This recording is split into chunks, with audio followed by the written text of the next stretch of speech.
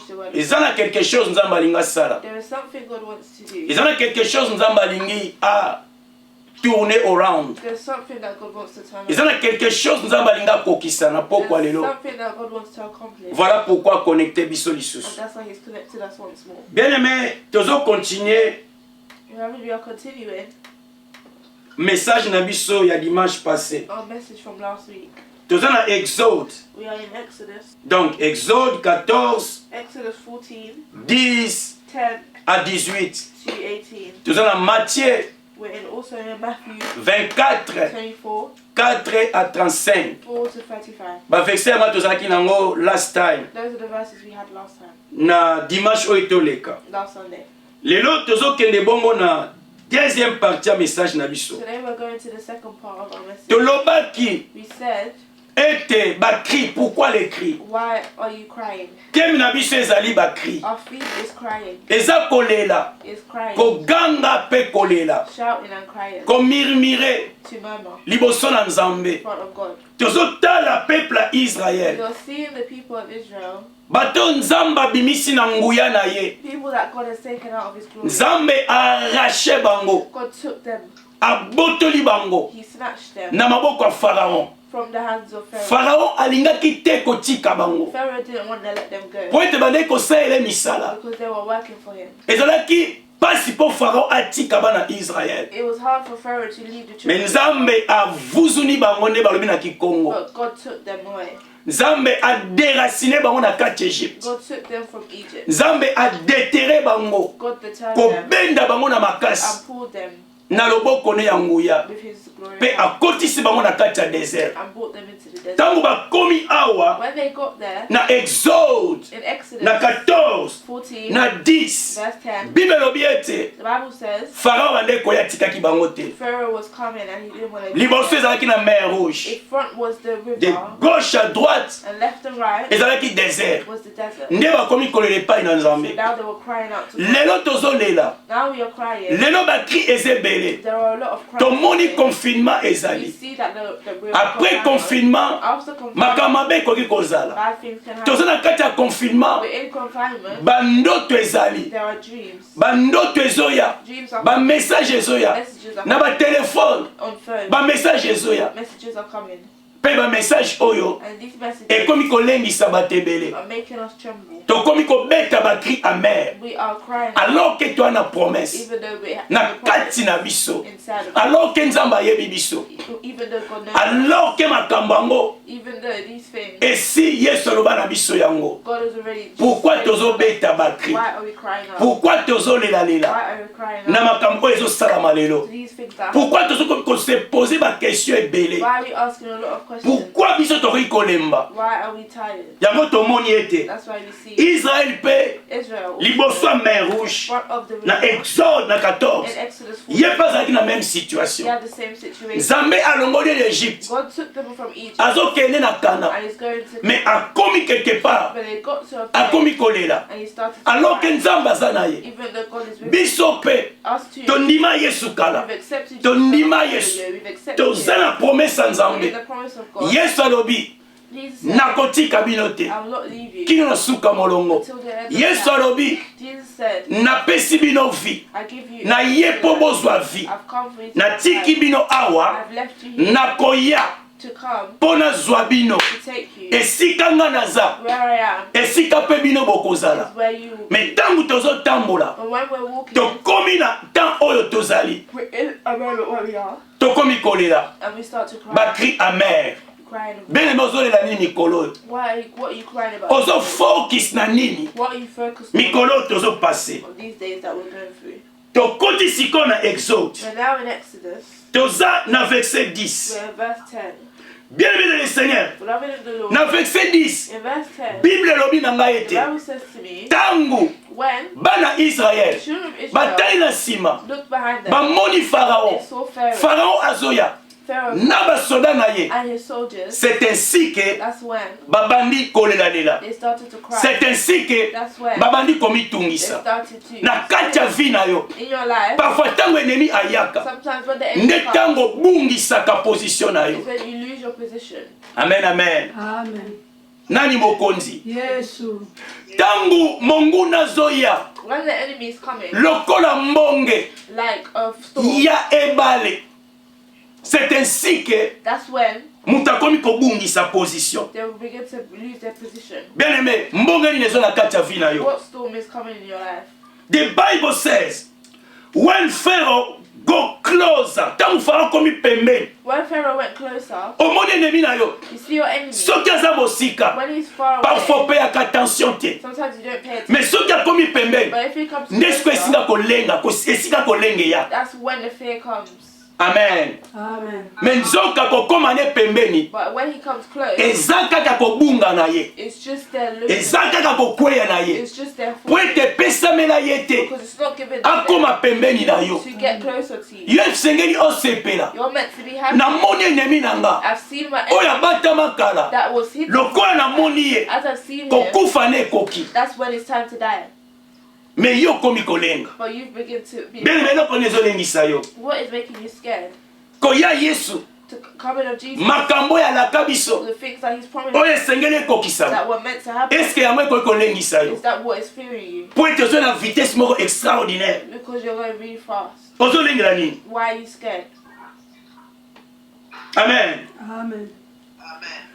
Bible elobi ete The Bible says bamonaki, they saw, bayokaki kobanga, they became afraid ntango ennemi akomi pembeni. when the enemy was coming close. Bien aimé, Beloved, kobanga fear eza na kapasite has the capacity ya kobuka foi ya mutu moko. to break the faith of a person. Kobanga Some eza na kapasite it has the capacity ya kobuka fondation to break the foundation esika moto aza base na yango. where the person is. Kobanga Fear. nani kutu bakomi pembeni They te, haven't even come. soki bakomi pembeni If they haven't come, nani batushe yo they te, haven't touched me you. kobanga kaka But the fear ekokobungisa kondima, can make you lose. bakoki your faith. kolonga yo They can win kaka over po you yo bangi. just because you were afraid. Amen. Amen. Ntango bakomi pembeni, Just because they came close pembeni na bango to them, nde bakomi kobanga. then they became to be afraid.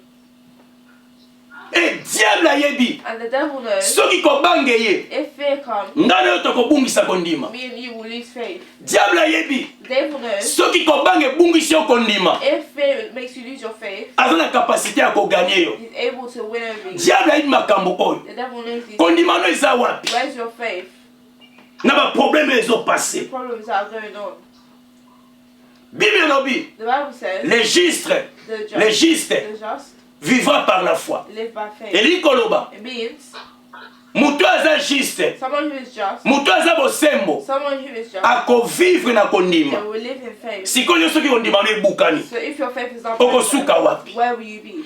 Kondima nde eza base na yo, Your faith is your base, kobanga eza kodétruire kondima na yo. and faith destroys. Donc il faut okeba na kobanga, So you need to be careful when oyeba ete kobanga eza ennemi na you yo, know that fear is your enemy. kobanga eza ennemi ya foi na yo. Fear is the enemy of your faith. Bien bozobanga nini What are you scared of? na bamessage ozoyoka, With the messages that you're hearing, ete bakotia baloi that they will put laws mpo tozwa so that you can get bakashe, stamps. ete bakotia baloi That they will put laws oyo gouvernement azoprépare toyebi te, that the government is preparing, ete likolo ekoyinda, and that the sky will get dark. likolo ekoya The rouge, sky will become red. molili ekokota. That it will be dark. Eske ezobangisa yo Is it being etanke mwana nzambe? as a child of God? Soki ebangisi yo, If it's making you wapi scared, kondima na yo? where's your faith? Amen. Amen. Nzambe aza na bapromese na kati na yo, God has promises inside of you. okokota lola. You will go into heaven. Nzambe aza na bapromese na kati na, atia bapromese na kati na yo. God has promises inside Na of kondima you. With your faith, yo oza na promese, you have the promise. na kondima With your faith, yo kokota lola. you will go to heaven. Soki kondima ebebi, If your faith is c'est being que lola pesa impossible mpo that means okota. heaven is impossible for you to Kokota lola enter heaven. eza base Is based na kondima na on yo. your faith. Est-ce que ozokontinue kondima Are you continuing to believe ete nzambe aza capable that God is ya able kolekisa na bamaladi oyo bavirus? to bring you through all these? Est-ce que oza na kondima Do you have faith nzambe aza capable that God is able ya kozwa biso liboso to take you from first avant barelease, before releasing, avant batika bademo oyo bakanga na sa mabele before leaving the demons out on baya the ground koterrorize mokili? to terrorize? Yesu esengeli azwa biso tokende. Jesus needs to take us. Est-ce que vous avez kondima? Do you have faith Ete mabe ya makasi koya te. that the bad things Sans que Yesu azwa biso. without Jesus? Est-ce que vous avez kondima? Do you have Et faith? soki vous avez kondima, And if you do, pourquoi ozolenga? why are you afraid? Pourquoi ozobeta ba cri amen? Why are you crying out? Tokosala nini? What we do? Makambo ezoya. These things are coming. Nasomba nini? What should I buy? Natondisa biloko na ndako. What I should feel like? Bien aimé, ozokanisa nini? What are you thinking of? Ata kutotondisi 10,000 congélateurs. If you fill up your fridge, Mais soki supplier eza te, but if there's no supplier, ekosila it toujours. will always finish. Amen. Amen. Alléluia. Amen. Ozobanga nini? What are you afraid of? Le juste vivra par la foi. The just live by faith. Soki If obungisi kondima, you lose your faith, c'est koza sous juste that te. means that you're not just anymore. Soki obungisi kondima, If you lose your faith, c'est koza sous mwana nzambe that means te. you're not a child of Soki God. obungisi kondima, If you lose your c'est que faith, obungisi ba that promesse. means you lose your Oh faith nzambe apesa yo. that God has given to you. Ozobanga nini? What are you afraid of? Toza na promesse. We have a promise. Yesu alobi, Jesus said, nakoya kozwa bino. I will come and take you. Bobanga te. Do not be afraid. Yo siko ozobanga pourquoi? So what are you afraid of? Amen. Amen. Nani mokonzi? Yesu. Alors, soki toke na verset 11, If you go to verse 11, Bible elobi boye. the Bible says, And they said to Moses, is it because there are not graves in Egypt that you have taken us away to die in the desert? Amen. Amen. Est-ce que was it na kati ya Egypte in Egypt esika ozwi biso yo Moïse yo, where you took us, Moses? est-ce que basimetiere eza te? Is there not graves there? Esikili kotika biso tokufa na biso kuna? Supposed to let us stay there to Omemi biso awa na kati ya désert, pourquoi? take us to the desert for Awa basimetiere eza te. there's no cemeteries here. Amen. Amen. Omemi biso awa po ani? Why have you brought us here? Po tokufa na désert. For us to die in the desert. Amen. Alléluia. Amen. Osali biso boye mpo na nini? Why have you done this to us? Mpo na komemaka biso esika oyo. To bring us to this place. Awa Here, tozomona we are seeing batu oyo these people. baza na kobanga. They are afraid.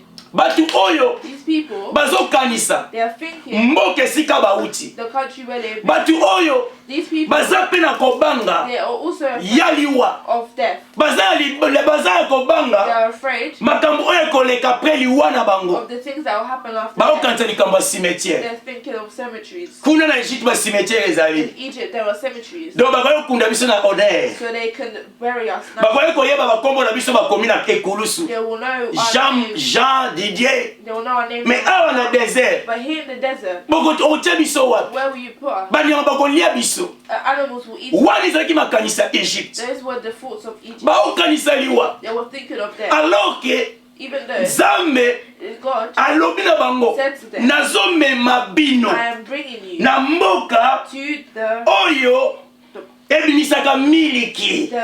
country that brings out milk. Amen, amen, amen. Amen. Me bakomi na kati ya désert. They were in the desert. Désert ezalaki esika Nzambe bande komema bango te. The desert wasn't where God was bringing them. Ntango bamoni Pharaon, But they saw Pharaoh. bakomi kokanisa liwa. They thought of death. Bien aimé, Beloved, est-ce que ozopense na liwa te nde makambo tooleka? are you thinking of death through these things? Est-ce que ozoregrete te? Are you not regretting? Soki nakufi If I die, bakokunda nga ndenge nini? how are they going to bury me? Bana nga bakozala ndenge nini? What my children Ozoregrete te na liwa. You're not regretting death. Amen. Amen.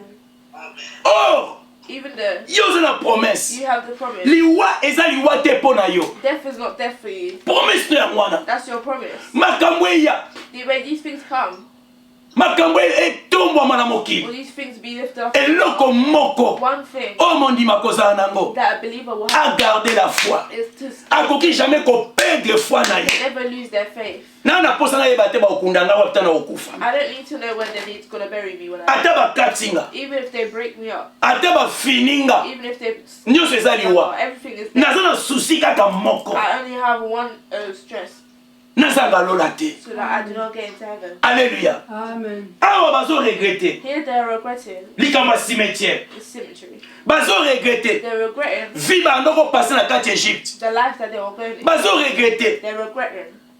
Balobi, They said, Moïse, Moses, il fallait tokufa kuna bakunda biso kuna. You should have just died over there. Makambo ino sali biso. What have you done to us? Alléluia. Amen. Est-ce qu'on regrettera te? Do you not regret Na kati ya vie na yo. in your life Makambo oyo eleka. these things that have Tango happened ozalaki na Égypte. when you were in Egypt? Égypte ya un chrétien And in Egypt, the one eza Christian monde. is the world. Tango bande ko vivre ndenge monde elingi. When you were living the way the world was, Sikoyo oza mosantu. now you are a believer. Liboso ba difficulté. In front of difficulty, Liboso ba maladie. in front of sickness, Liboso ba in limitation. front of limitation, Po esengeli eya na vie na yo. it's meant to come into your Yesu life. alakaki biso te. Jesus didn't promise us Ete tokozala kaka bien bien bien bien that it bien. would be good for us, Mais le pire peut arriver aussi. but bad things will come. Makambo mabe koyi koya pe pa na biso. Bad things can come also. Eza na verset moko na Ancien Testament. It's in a verse in the Old Je Testament. crois epai ya Job. I think in Job, Azoloba it ete. said, Est-ce que tokozwaka makambo malamu epa Nzambe? are we only going to get good things from God? Tozwaka makambo mabe te epa Nzambe? Or we're not going to get bad things? Bien aimé tozwaka nyonso. We take everything. Ezodépendre epa Nzambe. It depends on God. Bayekoli baboma bango. The disciples were killed Liwa moko ezalaki cruel ya mabe. a very cruel death, Ezalaki ya Nzambe. but it was God. Nzambe apermetaki God yango. permitted it. Ye moko mwana ye Jésus. His child Jesus Babeti ye makofi. was beaten. Tala Yesu etake moto alelaki. As a person who cried,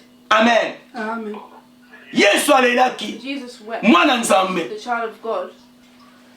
Ebongo nga na yo. And what about me and you? Tozwaka makambo malamu epa Nzambe. We take good things from God, Tozwaka pe makambo mabe Nzambe apermetaka pa na biso eutaka pa na ye. and we also get bad things from God. Ezodépendre pa na nga na yo te. But it doesn't depend on me and you. Edépendre pa It Nzambe. depends on God. Bien aimé. Beloved, Même yo ndongo ndima Yesu. even you, the way you've accepted, Edépendaki na yo it te. didn't depend on yourself. Nga pe dépendaki na nga And te. it also didn't depend Edépendaki epa it Nzambe. depended on God. Ete yo yeba Yesu. That you know Jesus, Yo yamba Yesu. that you accept Him, Yo pesa mutema no epa that you Yesu. give your heart. It Edépendaki pa na yo te. didn't depend on Epa na nga yourself, te. not on me, Eme pa Nzambe. but on God. Amen. Amen. Alors, bato bazobanga liwa. So those who were afraid, Bazoregrete makambo eleka. they were regretting what was Bazoregrete Égypte. they were regretting Egypt. Bien aimé, ce que vous regrettez te. Do you not regret? Amen. Alors que Yesu abimisi yo na mokili. Even though Jesus brought you out, Apesi yo has promesse. given you a promise, Na kokotisa lola. I will bring you into heaven. Mais tant makambo ezoya. But when these things are happening, Oya mabe Nzambe azopermettre alekisa na banzela moko boye. that God is permitting you, Okomo regrette. you begin to regret. Ah likambo oyo. Oh, this thing. Soki nazalaka na monde. If I was in the world, Nde nasali boye. I would have done this. Ba problème ezoleka. Problems that happened. Soki nazalaki na mokili. If I was in the world, Nde nabeti mulangi na nga vodka. then I would have drunk Nalali. and slept Ah susi ekimi. and all my strength. Makambo oyo. These things. Ntango na bana nga kosambela te. When I wasn't praying, Nde nakei. then I would have Na went, beti moto azolukela nga ba I problème. would have beat up the Est-ce que person. ozokanisa te? Do you not think Atango nazalaka. when I was Na miniti oyo boye. in this Nde minute, nabimi na ke na nga ekala. I would have went out and Nde na ke na nga butu mobima ti tongo. until from the night. Nalongola basusi. Est-ce que ozokanisa te? Or do you not think of Awa bana Israel. here the children of Baokanisa Israel? makambo Egypte. They're thinking of Egypt, Alors que Nzambe abimisi bango. even though God brought them out, Apesa bango better life. give them a better life. Nzambe nkembo atambola na bango. So God of glory, Bakomo regrete makambo le and passé. they regretted the Bien aimé totika makambo le passé na passé. Let's leave the past in the past. Amen. Amen. Est-ce que mutu azoyokanga? Does someone Amen. understand? Koregrete te. Do not regret Chéri wana ozalaka na ye. that person that you were with, Oyo bande kovivre na ye. that you were living together. Koregrete te kotika ye mpo na Do Yesu. not regret them to leave them. Koregrete te kutu sepela. Be happy Po ete Yesu alongola yo na bavi wana. because Jesus brought you away from that. Nani mokonzi? Amen. Yesu. Tomoni bango bazomirimire. We see those who were Na 12. in 12. 12 balobi nini? What does it say in verse 12? Balobi boyo. It said, Isn't this what we told you in Egypt? Leave us alone so that we can serve the Egyptian. Because it is better for us to serve the Egyptian than to die in the desert. Amen. Amen. Oyo toujours eza ba regret. these were all regrets. Balobi ete It said, tosepelaki na biso koservi ba Egyptien. you are better off serving Ke toya the kokufa awa na desert. than dying in the desert. Tala makanisi ya bato. Look at the thoughts. Alléluia. Amen. Makanisi ya mutu. The thoughts of someone. Alingi azala na ye esclave. He wants to be a slave.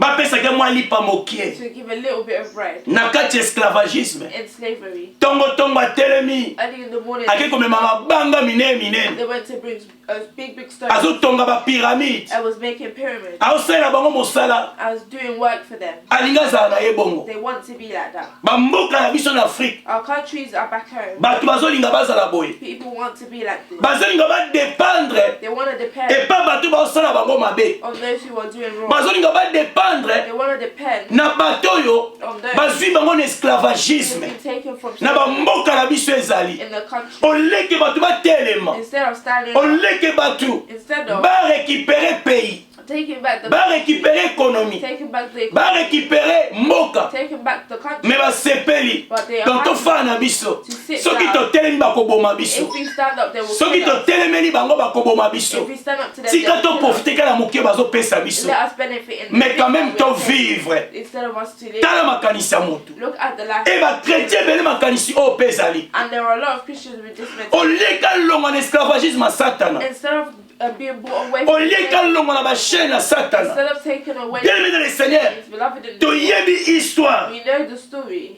ya punda of the oyo Yesu atindaki bayekoli bazwa that Jesus took the disciples to go and get, mpo ye amata likolo akota na Jérusalem. to go on it and go to Jerusalem. Punda wana That donkey azalaki kaka na singa just had a oyo ebandaki kokontrole vi na ye. that was controlling his life. Soki 3 mètres If it was free, akolia kaka he will eat matiti eza na 3 mètres. the grass that's Me ntango Yesu atindaki bayekoli baliberaki ye, they freed him, akomaki na distance ya and molai. he had a long Ntango bazotambola and when they were akomaki kolia matiti oyo azomona nzela. he could eat what he could see. Akomaki free. He was free. C'est ça nzambe oyo alingi na kati na biso. That is what God wants in our Mais life. biso moko But us, parfois tosala lokola bana we Israël. are doing what the Israelites Moïse, Moses. pourquoi obimisi biso? Why did you take us out? Osali biso mabe. You done us wrong. Oh!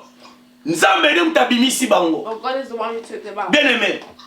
Ko regrette te Do not regret makambo ya kala. the Oyo etamaki ona ki esclavagisme. that took you from slavery. Batebele bazalaki na kati ya bakutime. A lot of people were in, Mais nzambe abimisa bango. but God has taken them Bakoma out. ko regrette bakutime akala. And they regret. Wana eza portion na yo te. That is not your portion.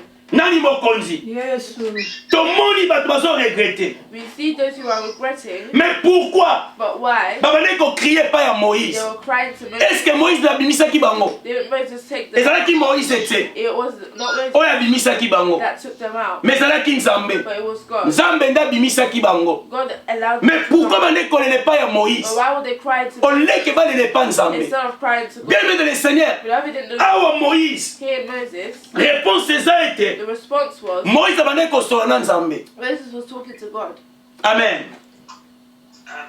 Abandaki kosola na He Nzambe. was talking to God. Moïse Moses abandaki komemela bango information. was bringing information, Balwa mibeko laws esengeli batambola na yango. that they were meant to go through.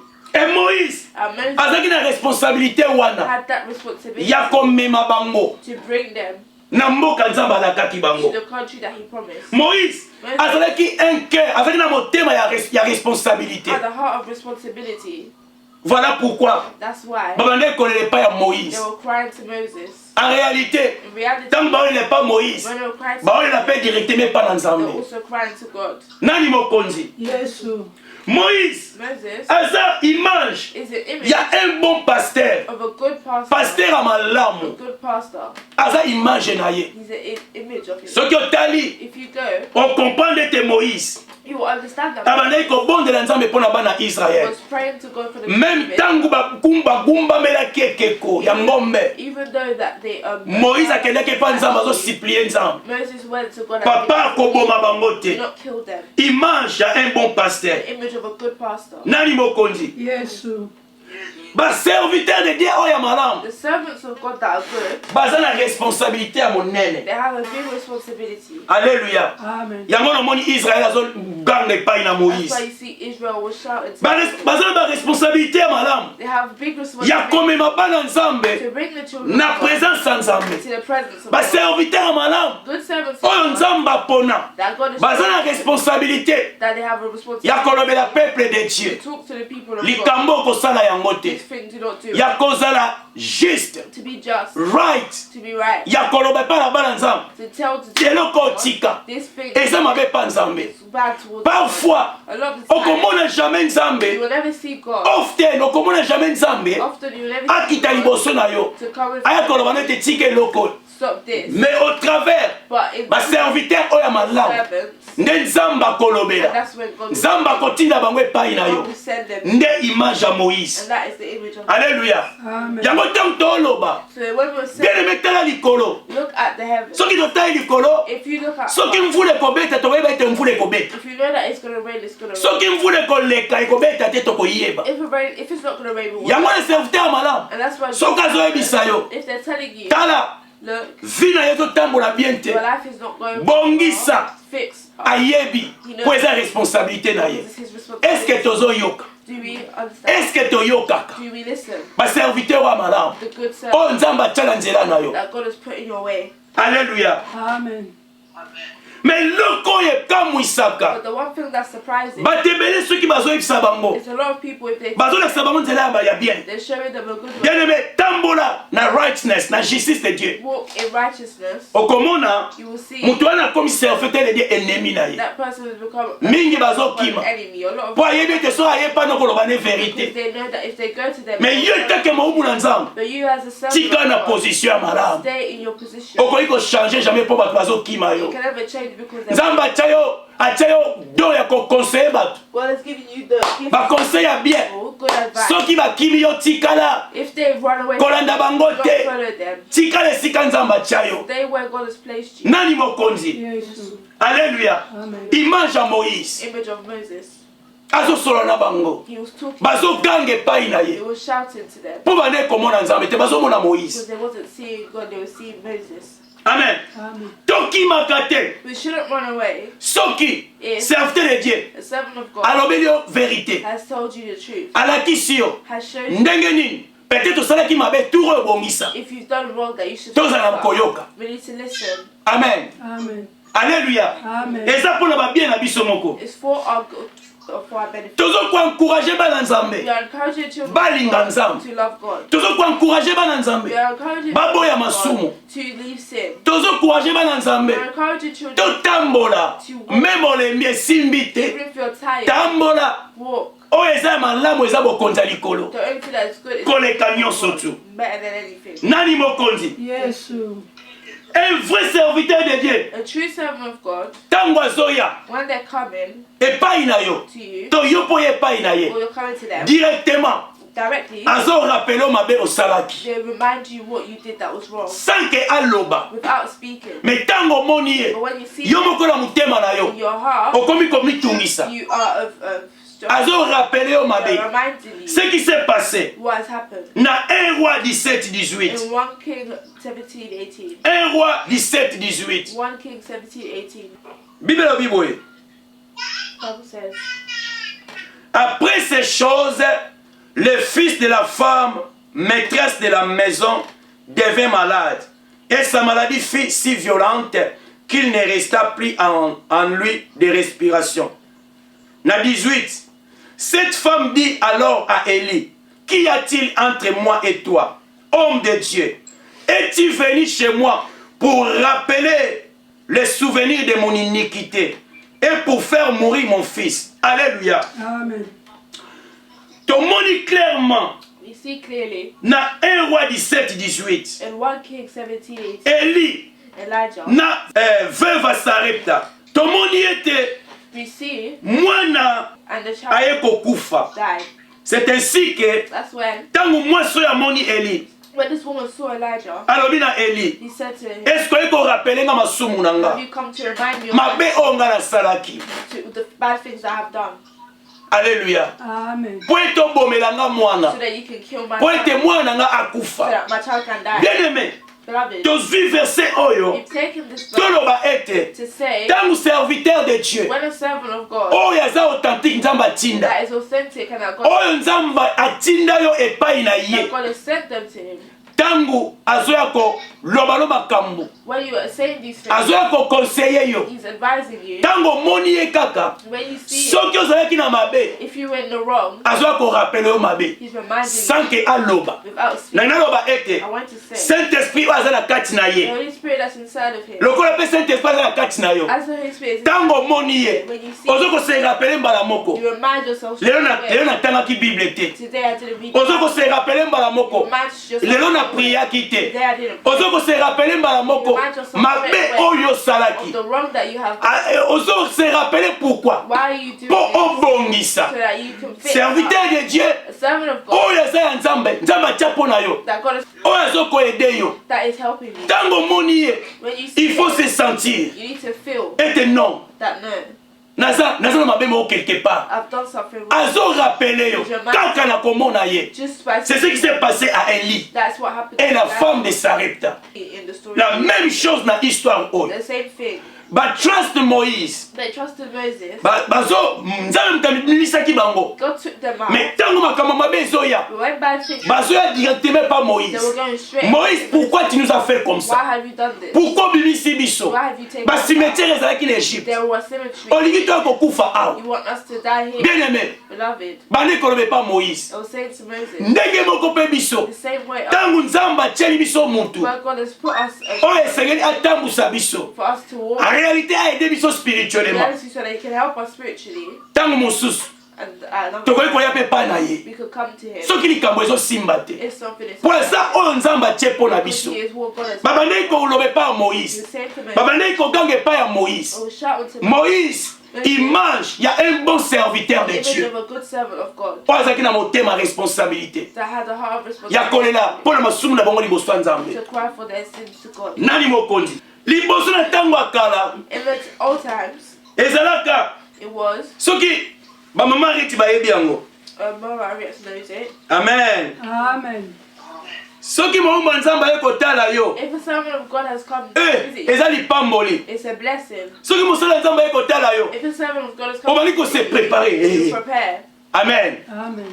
ndeti histoire ya Marie na Marthe Like the story of mokolo ndako the head of the house ezalaki Marthe was Mark. ntango yesu ayabani kosetrakasi kolamba And he was cooking. mokonzi fo alia The king needs to mokonzi fo amela eat, he needs to drink. biso mpe kala Us, na bakommunauté na biso ezalaki bongo our community was like that as well. mais sikoyo ekoma balance But now it's a bit balanced. pourquoi Why? mpo ya fo mpe bakota Because they are now false. trust elongwa Trust has gone. bemele seigneur Beloved in the Lord. bandeki koganga epai ya moïse They were shouting to Moses. babandeki koganga epai ya moïse They were shouting to soki eloko moko eza flou na kati ya vi na yo If something is not there in our lives, okoki mpe koya they can't see us. epa serviteur To a servant.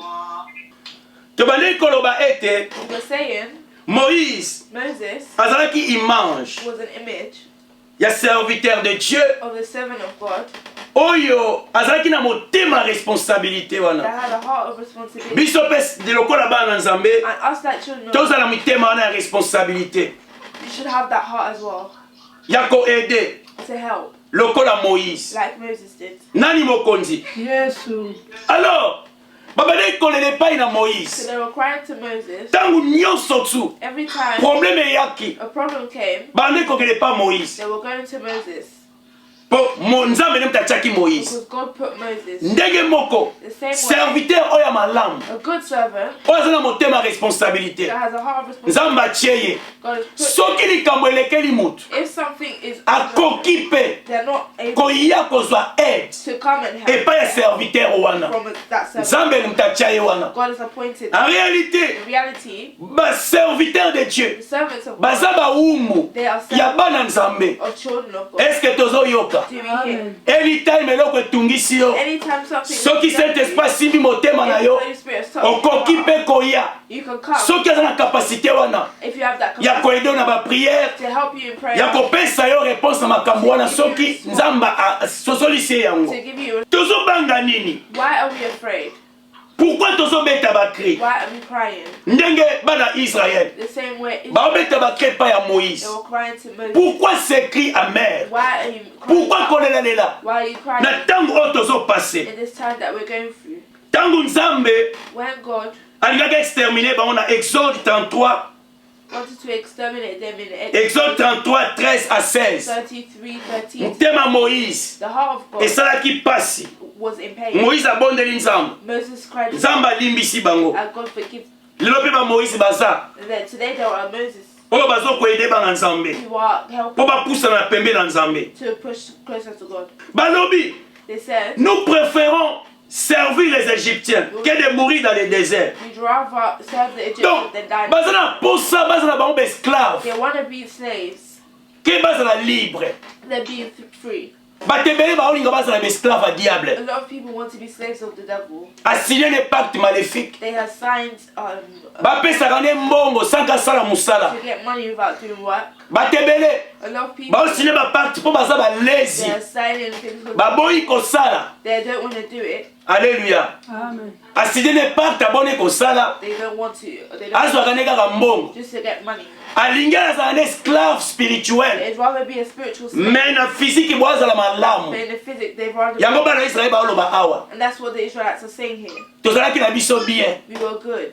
Tolinga na biso tozala kutu ba esclave. We'd rather be slaves. Mais toliaka na biso. For us to eat. Tozala ba esclave na Égypte. To be slaves in Egypt. Mais tovivre. But to live. Toliaka. To eat. Yango omoni lelo. That's why you see Makambo ezosalama mingi. these things are happening. Bato basepeli bazala ba esclave spirituel. People would rather be spiritual slaves. Bakangi bango ba chaîne na makolo. They have put chains around them.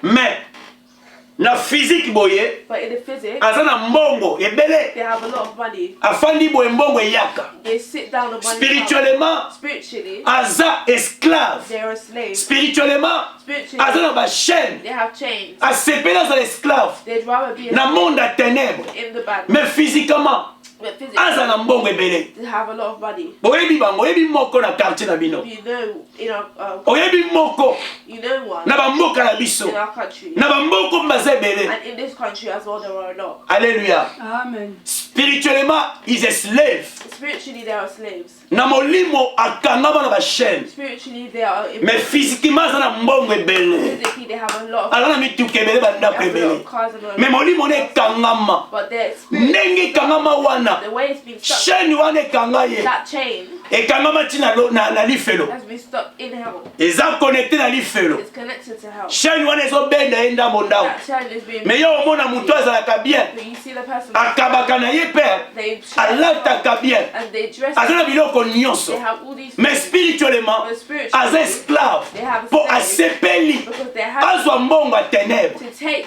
Azwa mbongo ya pacte maléfique. To take a Mais money esprit from- nekangama. but the spirit. Nzambe azoya God is alibere bato aboye. to deliver these people Afin que so that bakota lola. they can go to heaven. Israël, Israel, Nzambe alibere ye. God delivered them. Ya lobi te. He said no, Eseye totikala biso kuna. to stay there Alléluia. Amen. Boya monde à ténèbres.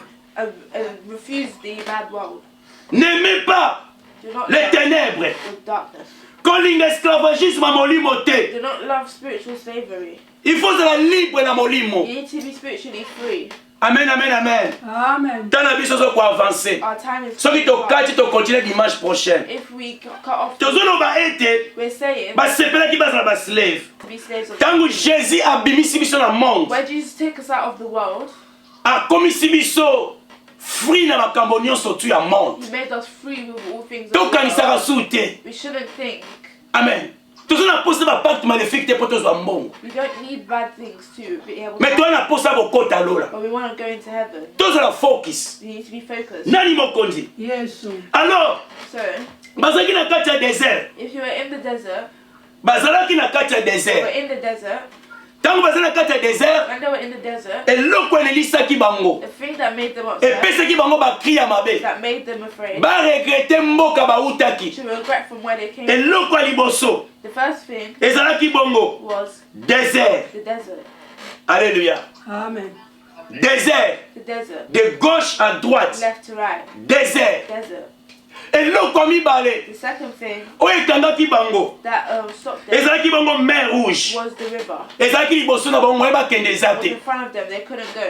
tosuka awa We're ending here. eloko ya misatu The third thing ezalaki farao na nsima was Pharaoh behind them. baza na katikati They were in the middle. devant mer rouge In front, the river. de l'autre de côté à côté ezalaki désert Left and right was the desert. okoki jamais kovivre na kati ya You désert can never live in the na desert. nsima farao na makonga And behind them was armée mobile ezolanda bango their army was following them. alors soki tolingi toloba If you want to say na makambo oyo nyonso tu all these things, désert the desert eza monde oyo tozovivre is the world that they live bien aimé monde oyo eza désert in. This world is a desert. spirituellement eza désert Spiritually is a desert oyo tozovivre lelo that we're living in. na désert esika bamirage The ezalaka desert is where they are. mirage you see like a thing is there but really nothing is there illusion Illusions. na désert esika bato bakufaka mposa mai The desert is where people die because they're in need of food and drink. toza na kati ya désert toovivre We're in the desert and we're sikoyo living. ntango toza na kati ya désert fo tokeba So when we're in the desert, we need to be. na désert mirage When the desert, you. ndeti eloko eza wana ya malamu me eloko eza nango te chrétien fo A ayeba Christian needs to know. eloko mibale The second thing mer rouge is the river. mer rouge The river eza balimitation is limitations oyo ezokanga that are stopping. mer rouge The river eza baproblème is problems oyo ezokanga that are stopping. mer rouge Problems eza bamalade is sickness. nyonso to ezokanga bana nzambe All these things oyo ezofrene biso of blocking us. moye to affronte eza You te cannot beat this. moye tozala malamu eza You te cannot be good. ndenge ekangaki israele Same way. moye batraverse eza te You cannot go forward. batelemi wana They stood there. mer rouge balimitation There's limitations. oyo ezose manifeste na bavie ya bana That was nzambe manifested in the life of. e pharaon And Pharaoh aza image is an image basoda of. tala soki oloti ndoto If you dream, soda azolanda yo a soldier is following you. beleme yeba ete You need to na know. monde ya ténèbre badelege In the spirit, badelege basoda molili there's ya esprit babanda kokontrole babanda kolanda yo to follow you. soki omoni If you see, oloti soda azokanga yo you dream that, yeba ete na monde ya ténèbre that in a bad world, badelege baja na bango they have left out their people afin que spirituellement bakanga so yo that spiritually they can afin que spirituellement so that spiritually basambisa yo they can block you. alléluia Amen. alors on a image awa tozotanga So in this image, pharaon Pharaoh, basoda na ye his soldiers, ezokolakisa biso was showing us diable ye the moko devil himself oyo azolanda bango na nsima that was alors them na nsima behind ya mer rouge of the river. badifficulté Difficulties oyo tolobi eza balimitation that we said are limitations oyo tolobi ete eza bamaladi that we know are sick. diable epa aza na nsima wana The devil is also behind. alors de gauche à droite So from left na to kati ya right, désert in the desert, esika mpe tozosouffrir it's also where moi we makasi na kati ya désert It's too hot. diable epa aza na kati The wana devil is also yango yesu alobi and that's why Jesus said diable azokontrole monde the devil is controlling the world. mais biso tovivre mpo na ngolo ya nzambe And we are living for the bien que le seigneur Beloved in israel elaki Israel cried mpo na makambo oyo nyonso for tu all these things. amen Amen. mais yo etake mwana nzambe But you as a child of God, okoki kokrie you te cannot shout, okoki koselamante you te cannot ou cry encore mirimire or murmur. po ete bible elobi na biso Because the Bible, mais dans toutes ces choses in all these nous things, sommes plus que we vainqueurs are more than esika tosuka yango That's where we will. romain 8 Romans 8, 37 37. omoni na makambo oyo nyonso You see all these omoni na balimitation nyonso limitations omoni na malade and sickness, omoni na baproblème nyonso seeing the problems oyo ezopase na kati ya vi na yo that are going through omoni na bakri oyo ezobeta seeing the sikoyo cries that you are omoni na bamessage oyo the tozozwa messages that we're oyo getting mokolo boye moi ekobima on te this day that there will be no sun oyo mokolo banda kobomba na balabala or this day oyo soki obimi kaka okwei na nzela or if you go out you kobima libanda te not go outside. omoni na makambo wana nyonso All of tu these things. bible elobi na ngai ete Romans 8, romain 8 37 Romans 8, romain 8 37 Romans 8, dans toutes ces choses in all these na makambo oyo nyonso in all these things toza plus que we vainqueur are more than yango nde koencourage That's chrétien why I come moko to encourage a Christian. longola kobanga Take away your fear. longola kobanga Take away your kobanga ekokitisa foi na yo fear will make you lose. kobanga ekoede yo te Fear will not help you. ntango ozobanga When you are afraid, ozokitisa yesu na se you are bringing down Jesus ozomatisa kobanga likolo and you are putting up your fear. alors qu'il faut ça là au contraire. But you need to do the opposite. Matisa Yesu Bring out Jesus na bakri amer out in your na kolenga na yo in your fear. na kobanga na yo In your fear. tango yango ekoki matisa Yesu. Bring up Jesus. Toza plus que vainqueur. We are more than a conqueror. Nani mokonzi? Yesu. Nani mokonzi? Yesu. Nzamba pambola biso. God bless us. Pour la temps biso to continuer dimanche prochain. Tozongisi papa Benoît, topesi papa Benoît micro.